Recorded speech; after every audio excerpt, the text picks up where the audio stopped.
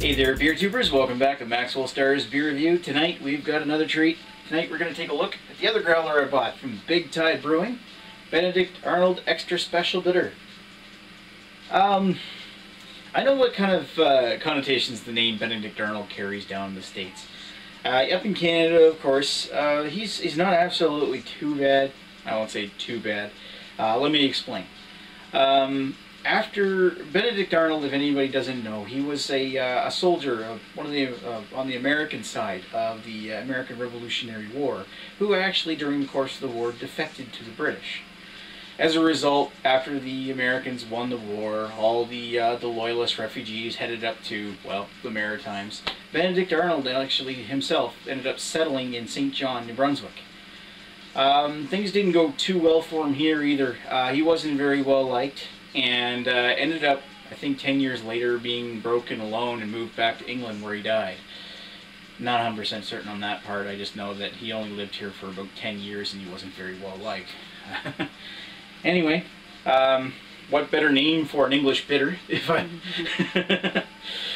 So yeah, Big Tide Brewing, on the other hand, is a company, microbrew in St. John, New Brunswick, who just recently started putting out growlers. Just the day after they started selling growlers, I went down, I got this one, and my previous review, which was for the Tidal Wave Double IPA, which is delicious.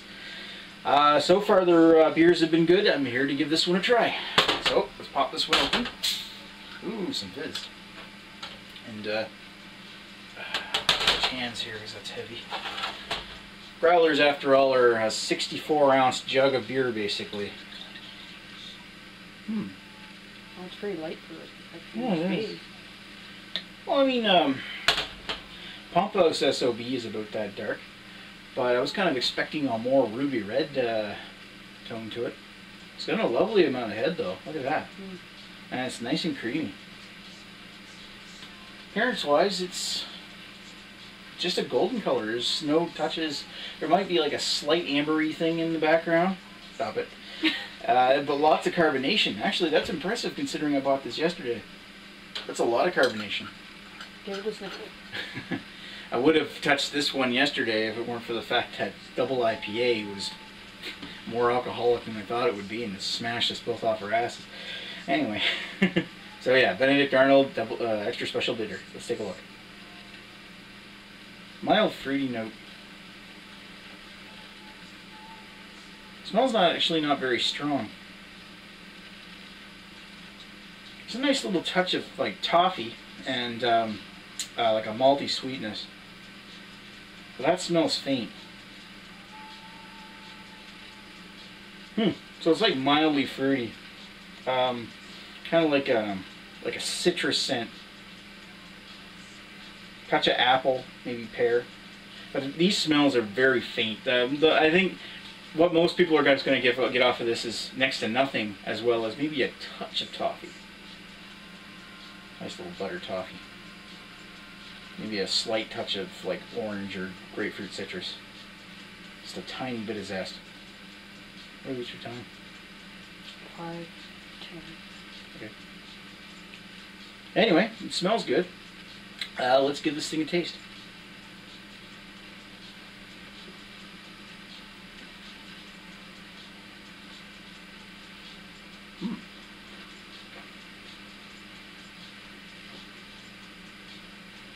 Wow, that's interesting.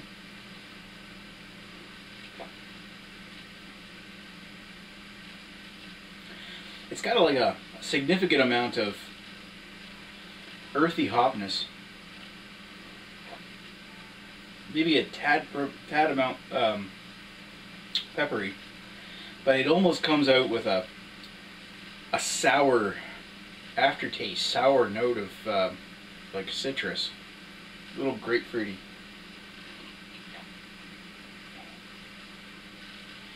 There's like a mild touch of sweetness and a little bit of toasted grain notes.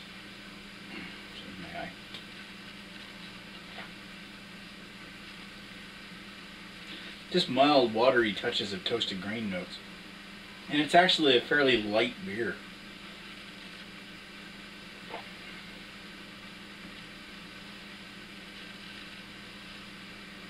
See what you think. What do you think of the taste?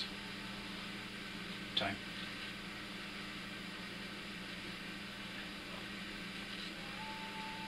$3.40. Okay. So what do you think? Kind of mild. It is very mild. The flavor character that's there is very subdued, mild, very clean though. Grapefruit. Yeah. What do you think of that little sour note in the back? It's not bad. It doesn't. It's not hindering. It hinders it. Yeah, when it It's comes. not like it's gone off or something. It's No. how it's supposed to taste. Yeah, well, it's fresh. We bought it yesterday. I'm just saying. Yeah, I know. It's not bad. One of the things I really appreciate though is that it's nice. It's got a nice light body to it, almost like a medium to light body. It's very smooth and easy to drink and quite crisp. I like how crisp it is. It's very clean tasting too. Easy to drink. And it leaves a little bit of lingering bitterness, but it's not like it's incredibly bitter or anything. Okay. Anyway, I think we're going to sit down with this one for a bit and we'll come back with some thoughts. Be right back.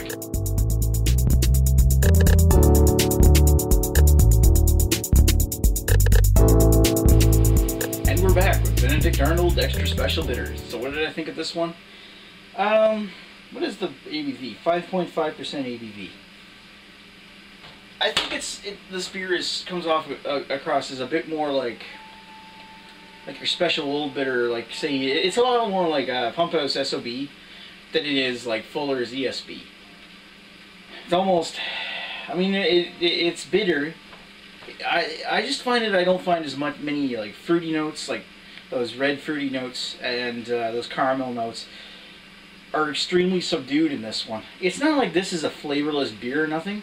That bitterness comes across the front of the tongue, like it's like it's very mild and very light on the front of the tongue, and then as soon as it hits the center of the middle, that's where that earthy, spicy, piney bitterness actually kicks in.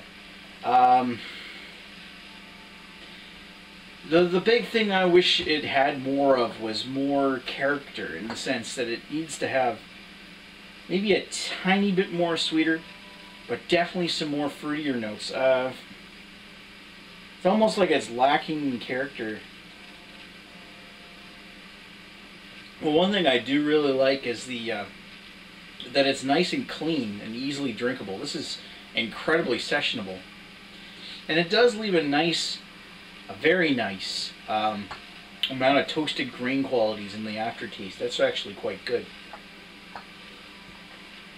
But does it stand up to your like Fuller's ESBs or London Prides or like Old Speckled Hens?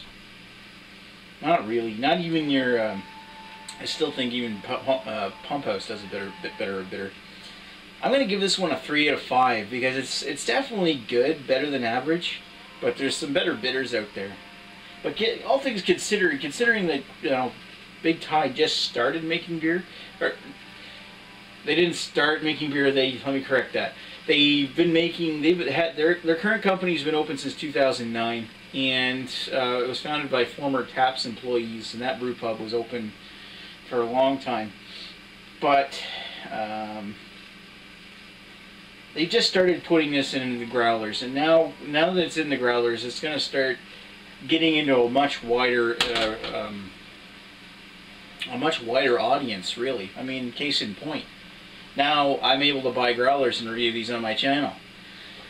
Before, the only option was to actually go down there and review, and I don't live in walking distance, so it's been kind of hard. So really, they need to rely on critical feedback in order to say, hey, this is good, this is bad. It's not bad. There's a few things that I do to it in order to make it a little bit better. It's not the best bitter in the world, but it's definitely a good, solid attempt.